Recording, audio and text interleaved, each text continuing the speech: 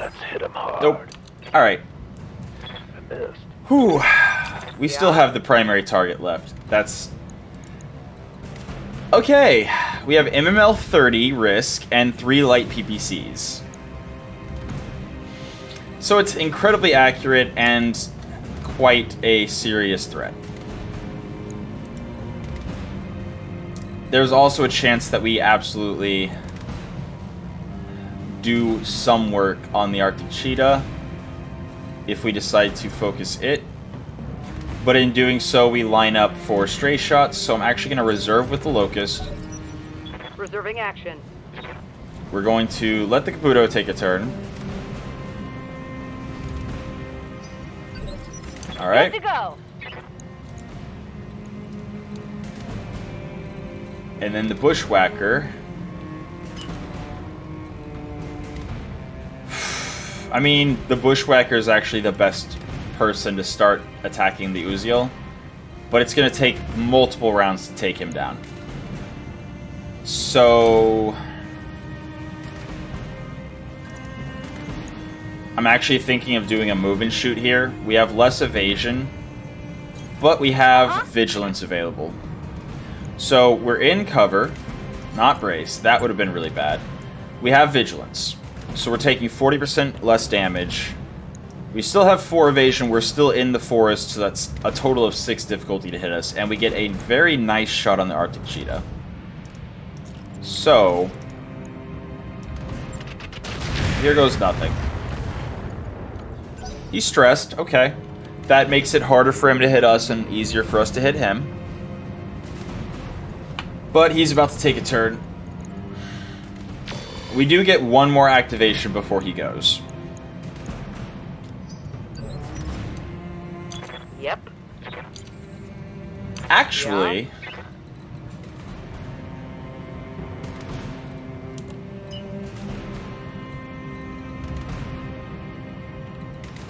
No, we get more than one activation because this Arctic Cheetah... Copy that. we can shoot it with the Locust, and we're going to use the Locust for an offensive push. So he's turn 12 right now. And if we hit center, that's a kill. If we do not hit center, he still loses initiative. And he is now turn 10. Commander? Which lets us also shoot him with Horik. Unfortunately, Horik does not have offensive push available. That's unfortunate. I was very much hoping that we would be able to offensive push with Horik or knock him down to at least turn 9 so that the Mockingbird could also get a shot. But we've kind of already committed to it, so... Horik, you can do it, I believe. I mean, that's a little bit of heat, so hopefully he doesn't Alpha Strike now. Running through fire.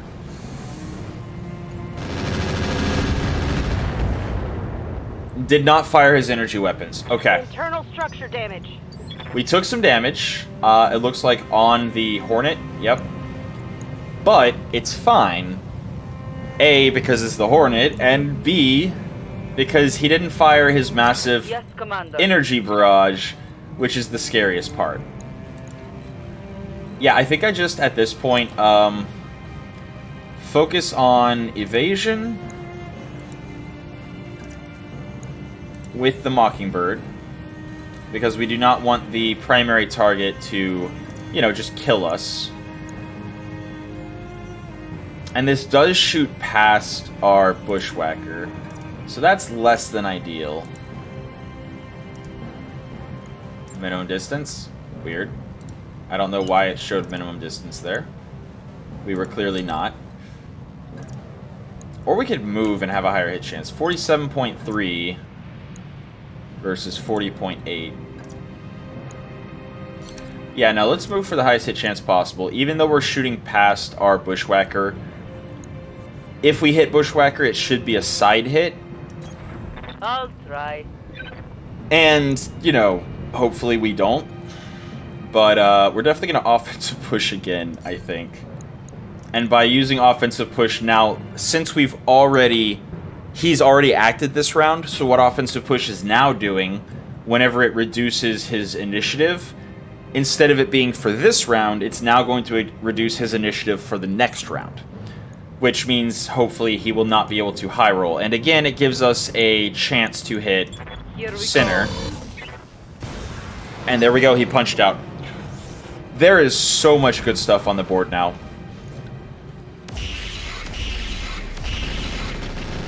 Oh, that's so terrifying. Okay. Mockingbird survived. Everything's fine. Nothing to see here.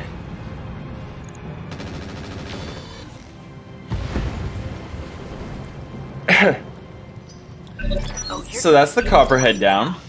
Yes, you are. That's the Copperhead down. It's fine. It's fine. Yeah, this is definitely time to push. Then again, right now he doesn't have line of sight. Right? Yeah, right now he doesn't have line of sight. So if I reserve, he definitely can't shoot the Bushwhacker. I'm gonna let him act before, and also by reserving, we're maintaining the 40% damage reduction from using Vigilance as long as possible. Tainted Loki. Yep. Tainted Loki is going to push the high ground. And we might as well move since we're going to stop there anyway. And then take a shot at the Edgar. Sure. Give him everything. It's fine. Got. He is now inspired, so he has ECM shield and probe now from that. The Hornet. Again, the Hornet, we're just kind of... Right leg is actually open, so we're actually going to... We're going to twist around and show our left side. And by showing the left side now, at the very least, hopefully our leg won't drop. If our side torso bursts, Hellion will take an injury. If our leg gets destroyed, she'll fall down and take an injury. We don't want Hellion being injured. All right. I say we give him what for. Waiting on you, Commander. Again, the Bushwhacker, we're going to wait for the Uziel to act. And he's going to get another shot on our Mockingbird because that's who he has line of sight to. Kabuto doing nothing. And... Oh, he's firing indirectly at the Hornet instead. I'll take it. I will absolutely take it. Not firing the PPCs at Rusalka, that is definitely preferable. I definitely prefer the not shooting. He has LRMs and PPCs. I'm fairly certain that light PPCs do have a minimum range. And I'm also fairly certain that the LRM risks... Oh, wait, no, that... Do the risk LRMs have minimum range? That's... This would be a great moment if you were uncertain.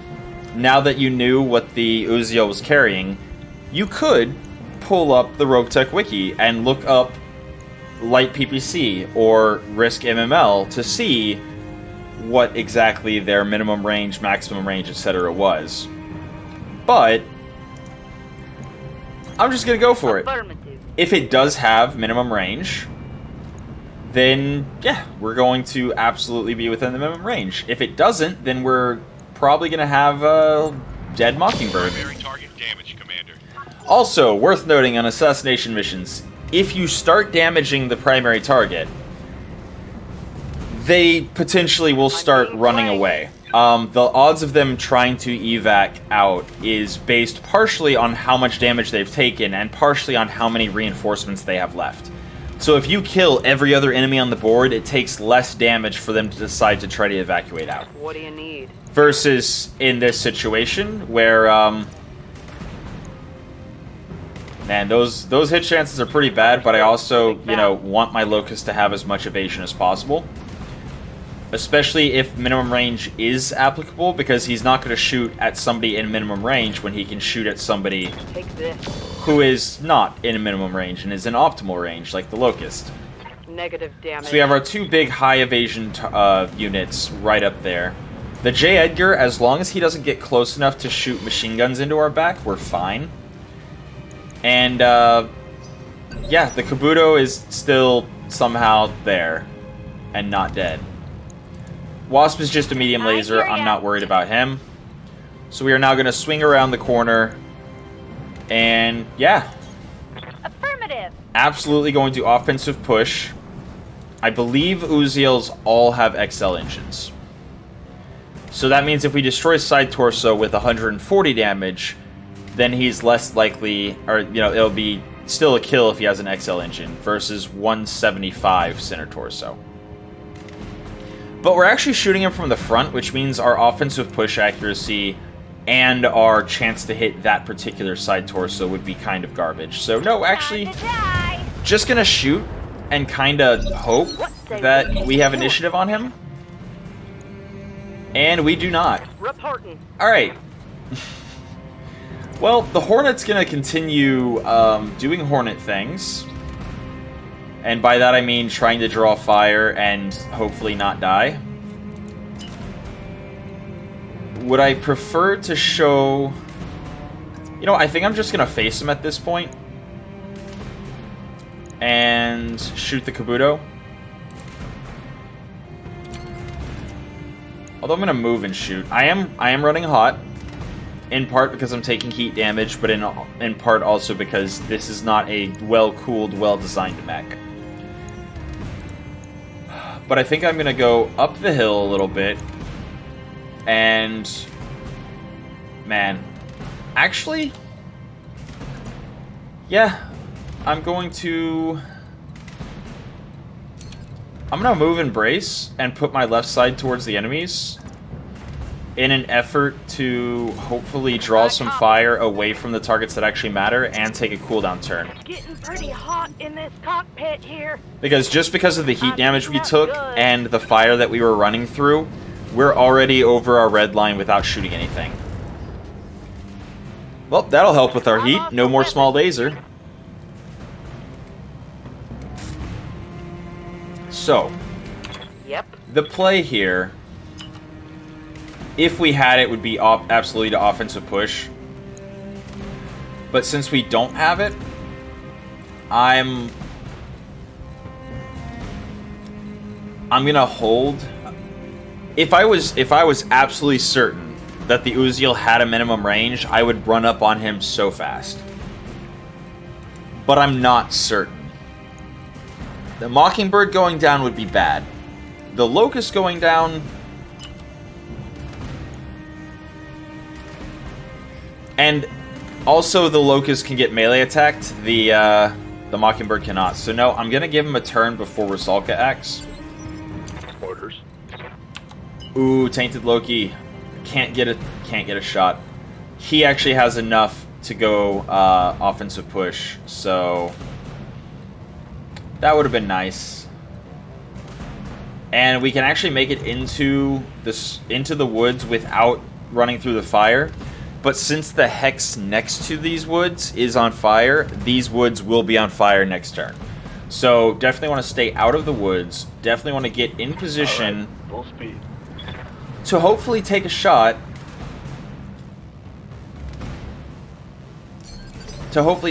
With offensive push next turn and maybe do something here.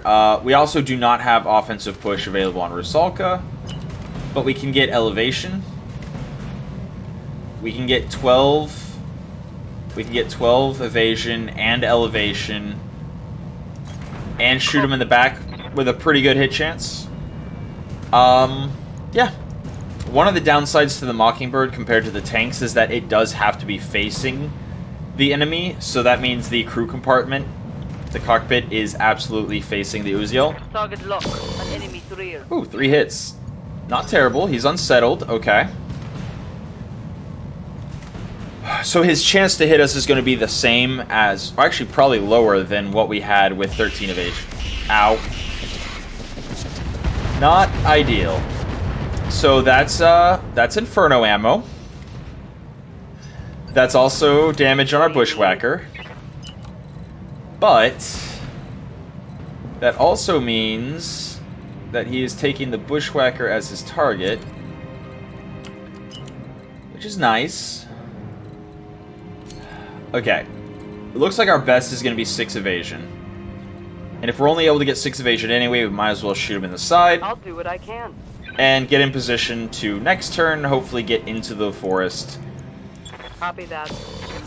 Maybe get some work done.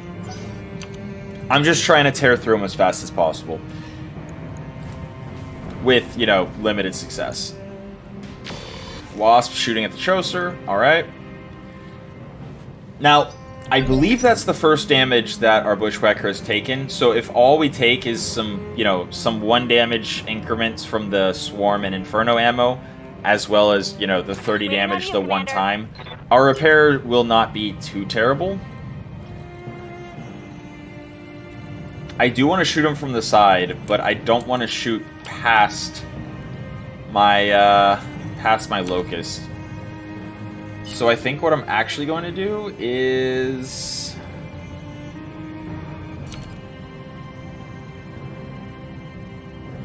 I think I'm going to move to generate less heat and to have higher hit chance.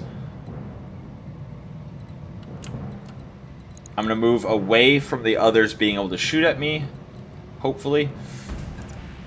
And I'm going to have heat problems because of the Inferno ammo.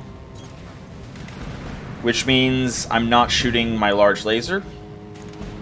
Because otherwise, as you can see in the bar over here, we would redline if we fired the large laser. However, we can literally just drop the large laser and be completely fine on heat. So we're going to do that. Now, the question here is, do I actually use offensive push to reduce his initiative? And I think I do. Even though I'm not firing all my weapon systems, I am going to lower his initiative while I have the chance. And this will allow me to definitely attack with the Chaucer with an offensive push before he acts. Got it. In the event that I need to lower his initiative further for all of my units to attack him.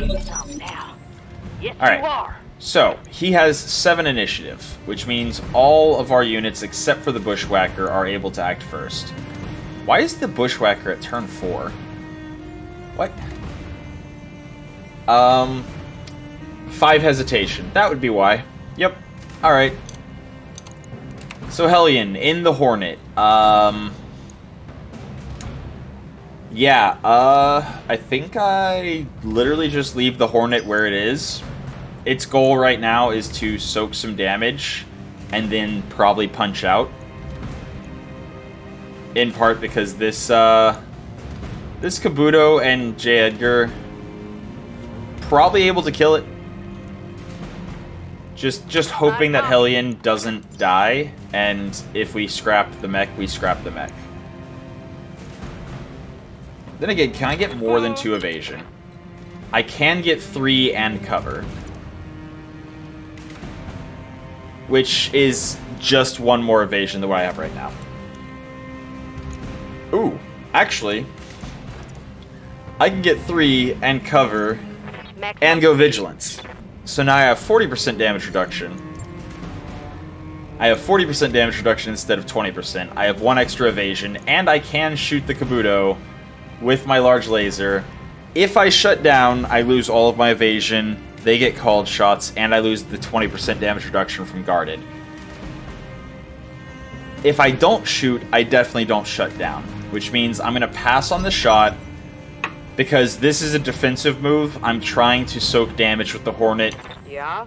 Hopefully preventing any of these guys from shooting my Bushwhacker in the back.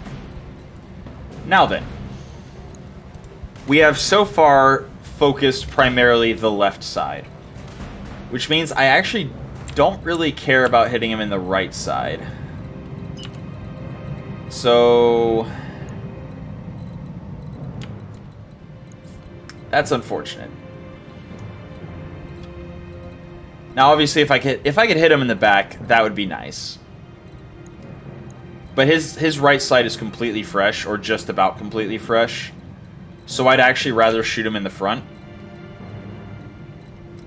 And with 6 evasion and cover from the forest, we'll actually have the same defense as if we have 8 evasion.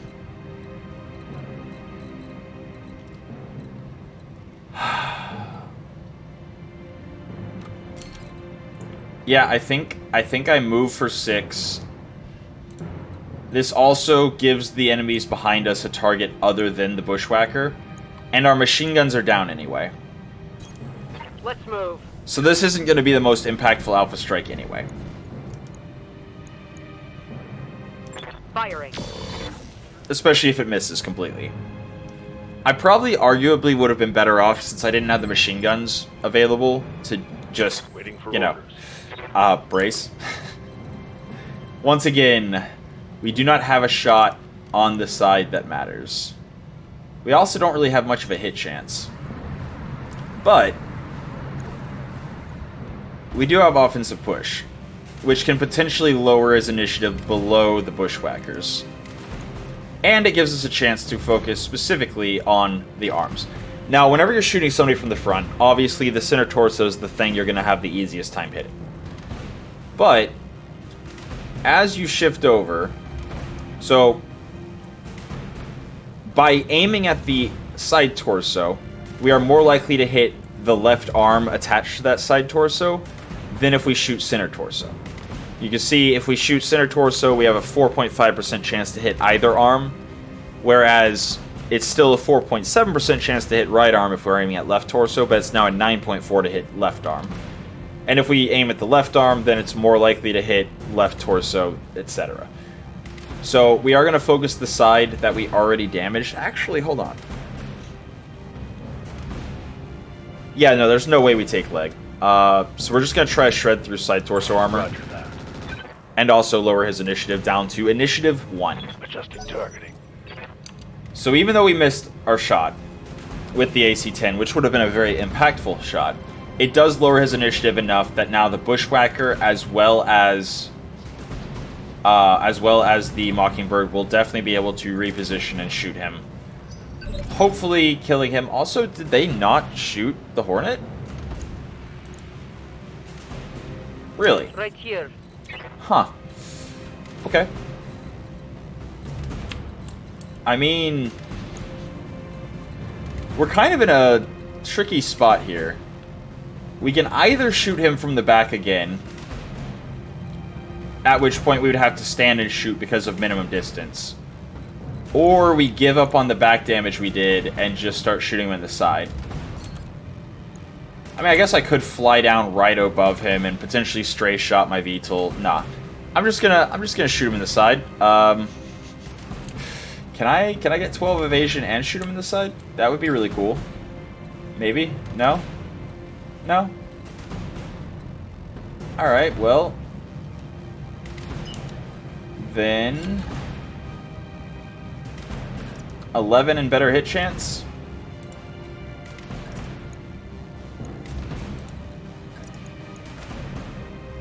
Yeah, 11 and better hit chance, I think. Moving to position.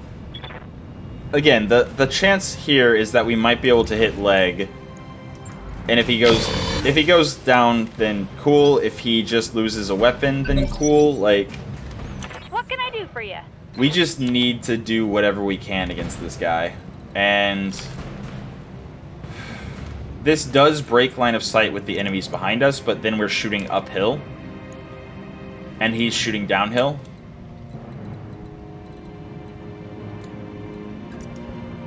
I'd rather not get shot in the back, honestly. So, yeah, let's do that. It's fine. And if we shoot everything, we're still fine, right? Yeah. We're still actually sinking a little bit of heat with an Alpha Strike. So that's Here cool. we go! Still nothing. No crits, no damage. He is hot, but... yeah, he's definitely going to win the heat battle with those Infernal Missiles. Getting pretty hot. The Inferno Missiles are quite Commander. dangerous. A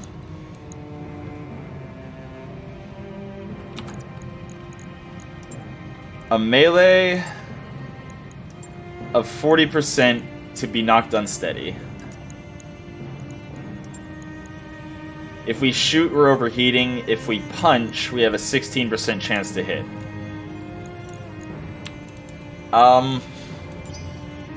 I think we actually reserve with the Hornet. Again. Copy. once more, the extra 20% damage reduction from Vigilance lasts until we act again. So it's pretty handy for not dying. Okay, here's the Wasp. And shooting at the Locust, beautiful. Even though it's a rear attack, we got 6 evasion and cover, so yeah, helpful. Actually, we need to pay attention to initiative here. We have turn 13, turn 13, turn 11, turn 9. He's turn 11. This is a turn 13, this is a turn 10. So we're guaranteed for the Uziel to go before the Bushwhacker unless we have another offensive push available.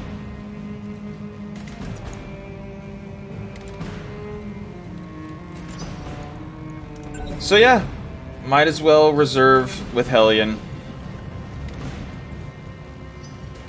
Okay. Yep. No offensive push available on the Locust, but we do have machine guns. So we could potentially... Oh wow, I'm not willing to only get 2 evasion with our Locust. Which means... either 6 evasion and obstructed line of sight, or not be in cover. And not be in machine gun range. Oh, actually, no, we can't make it into cover and shoot him anyway. I mean... we can get 8 evasion, shoot him from the front. Get 8 evasion, shoot him from the other side. Again, fresh side. I'd rather do less damage with an obstructed shot. Or we could get 8 evasion and shoot him. It's obstructed, but it still has a decent crit chance. No shooting, just running. And yeah, not like our hit chance is great anyway. There's also a chance for a headshot, but we miss everything anyway. Great. I missed. Oh wow, we're already at an hour and a half. Well then.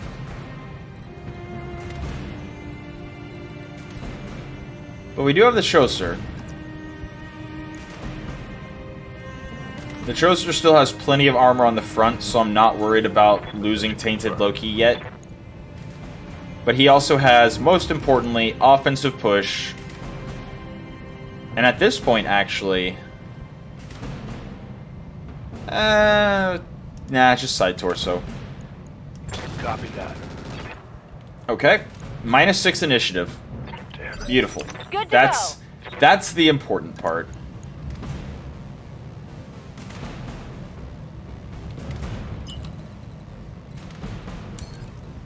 Yeah, Scion. We are shooting him. I was gonna say we're shooting him guaranteed from the front, but we do have this one spot because we're running downhill, so we get extra speed. Moving fast. And that's what we're gonna do. We do run through fire, so we are gonna have to mind our heat. But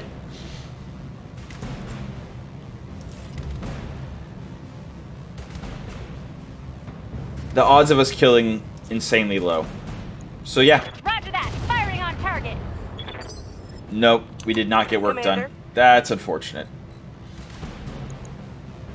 So, can we actually fall back and engage the Kabuto without, like, giving anyone else a shot?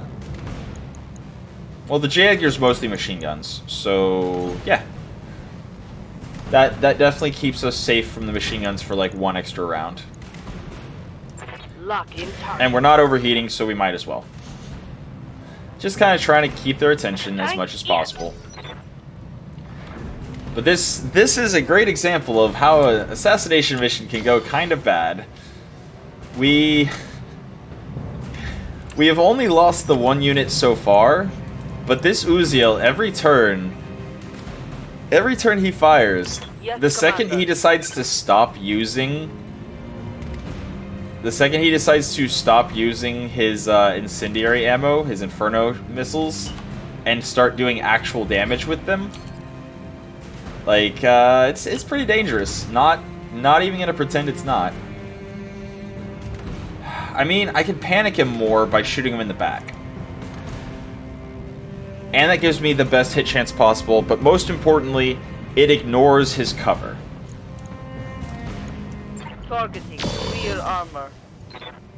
Okay, he's unsettled. That's it. Unfortunate. Yep. More heat, more damage on the Bushwhacker. That's very dangerous, because our Bushwhacker has ammo that can explode. Oh boy. Hornet is fine. I'm beginning to think the Kabuto's running streaks, because there's no real other explanation for why he hasn't shot repeatedly. Alright. Due to positioning, our Locust can only get this shot from the side. But again, that's fine. I think I would rather focus on evasion since our hit chance is pretty garbage anyway. Just giving him a target other than the Bushwhacker, because the hotter the Bushwhacker gets, the more dangerous the situation becomes, and the less damage we have a chance of doing each turn. It's a crit. Panic? Nope. No panic? Okay. Aye, aye. The Chaucer, we cannot get a good shot from the side, so once again, we're gonna go in, try to shoot him from the front.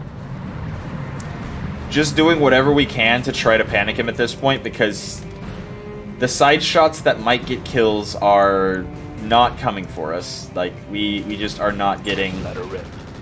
We are not getting the shots we need. And he's turned 12. Unless the Mockingbird has a chance to do something, we are likely to get shot with the... We're likely to get shot again before we can do anything with the Bushwhacker, which means we might just have to jettison ammo this turn. Yeah, we do not have offensive push, so unless we injure him somehow, which is either a backstrike,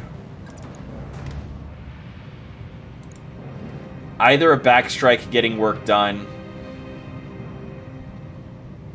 or a side strike, which is more likely to hit leg and arm. I think we go with the side strike.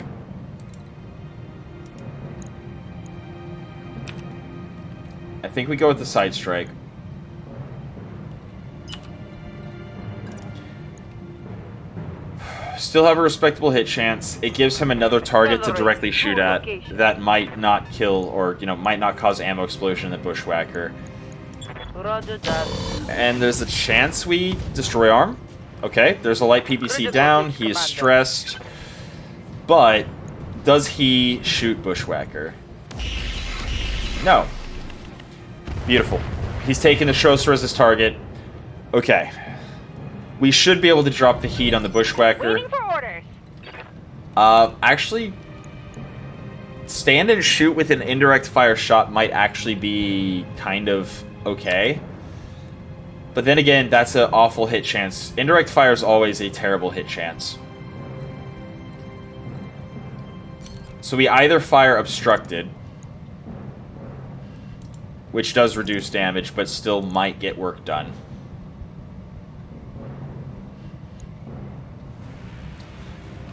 But if you look on the side, the heat bar again, we have, if we shoot nothing, if we just move and shoot nothing, we still have considerable heat. And we're running low on ammo, so I think the play actually is going to be to move closer and brace. I read you, Commander. Moving out.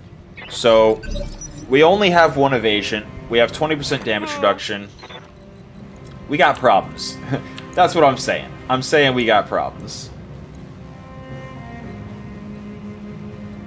And I think here we're again focusing on just trying to draw fire with the Hornet, I think.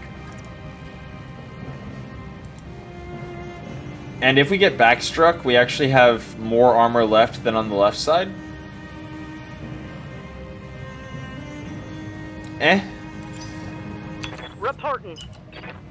Like, our other option is sprint, where only the Kabuto can see us.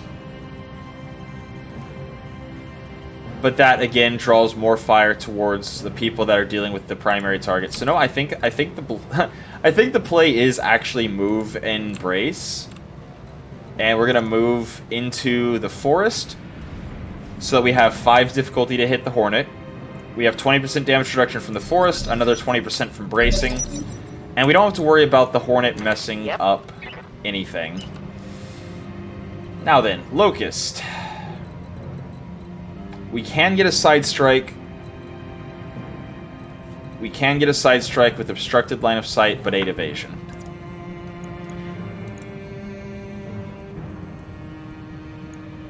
That's not going to be significant enough. I don't think, because we already took the arm. So I think full damage to the front is going to be more impactful than obstructed to the side. Is it, though? Actually? So we have a penalty to hit because of obstructed, but we have a bonus to hit because side strike. So we have 19.3, 10.4. 19.3, 10.4.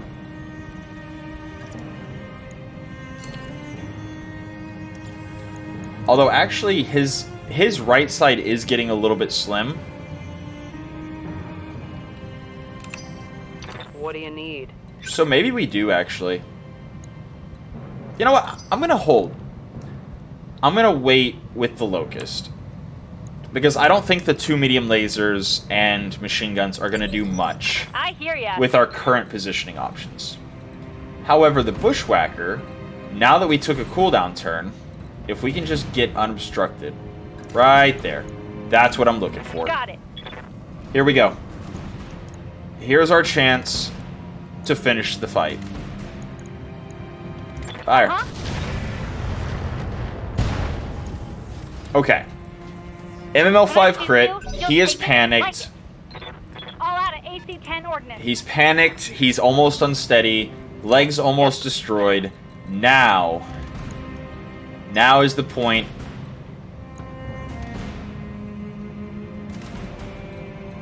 Now is the point where we run in and charge with the Locust, maybe? That's actually potentially a viable idea. Charge damage is very splashy, and it almost certainly would result in a knockdown with him having that much stability damage. But it would also deal damage to the Locust, which is largely undamaged so far. Or we can run right up in his face and shoot him. Roger. Well, let's do that. Aye aye. Engaging target. Unfortunate. But it did do a little bit more stability damage. Did not do anything super special, though, so I should have definitely waited. Ow. Alright, we lost a heat sink. Is getting Stressed. serious. But, so far, not dead. If we lose side torso, we take an injury. If we lose right leg, we take an injury. So, Bye. this is the point where we might want to... Do we know if it has an XL yet? We don't know if it has an XL yet. But it's worth noting it was risk MMLs instead of clan. So if it does have an XL engine, it's likely to be an Inner Sphere clan, or an Inner Sphere XL rather than a clan XL. So destroying side torso should be a kill. Probably. But more importantly, if we hit him from the side, we're either going to do damage to the side torso or to the leg. And minimum distance 47.3 versus 47.3 versus 47.3. Or 60.5 into the back. And back strikes can still hit leg, but they also could hit the other leg of the other arm. So I do definitely prefer a side strike. 54. Yeah. Side strike from high elevation.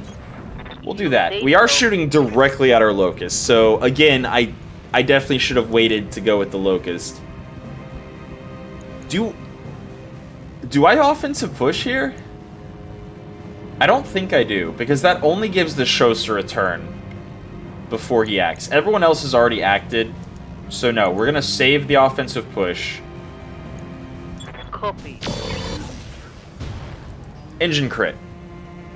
Not destruction, Critical though. hit, Commander. And he is not punching out. So, he's going to get a turn. Ow. Oh, it's only arm. Okay, it is only arm. Broke. Hellion has not taken an injury yet. You can see she still has all 3 health at the bottom.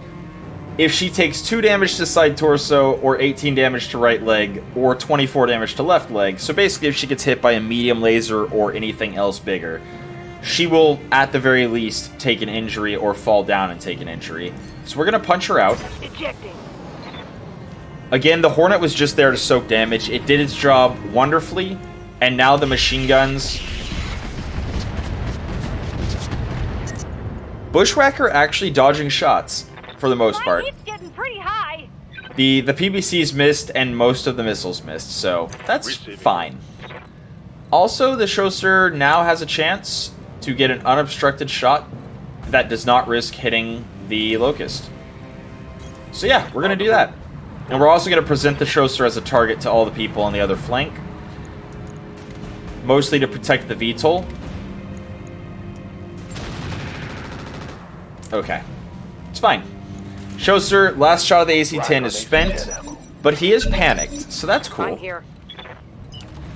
And this actually gives us a shot from the side.